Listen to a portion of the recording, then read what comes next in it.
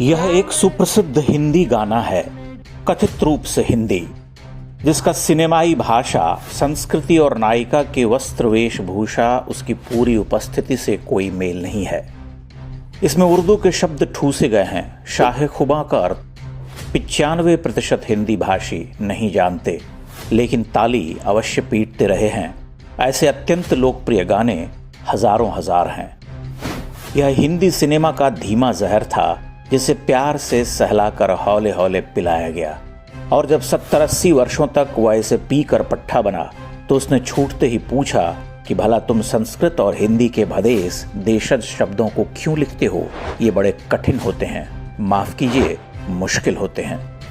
यह काम केवल सिनेमा में ही नहीं हुआ, यह काम साहित्य, पत्रकारिता और आम जनजीवन में भी धड़ल्ले से हुआ। बोलचाल की भाषा के नाम पर उर्दू और अंग्रेजी के शब्द तो खूब ठूसे गए, लेकिन संस्कृत और देशज भदेस शब्दों को तड़ी पार कर दिया गया।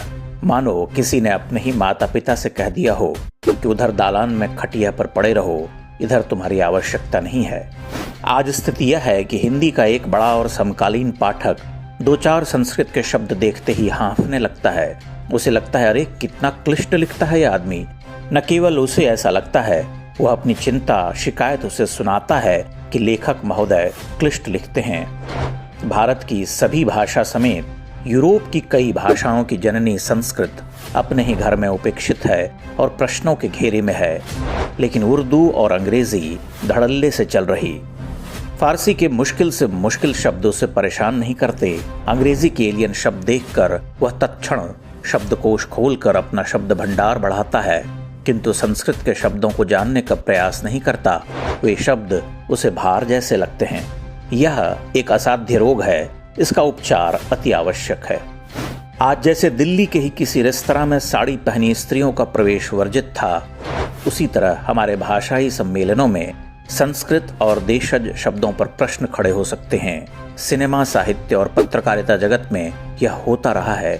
संस्कृत के अति साधारण शब्दों को कठिन की संज्ञा देकर हटा दिया गया।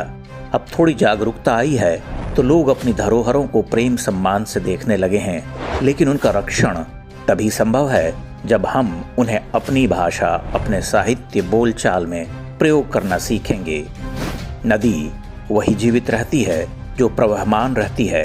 जिस नदी को बांध दिया जाता है वह धीरे धीरे सड़ने लगती है और एक दिन सूख कर समाप्त हो जाती है।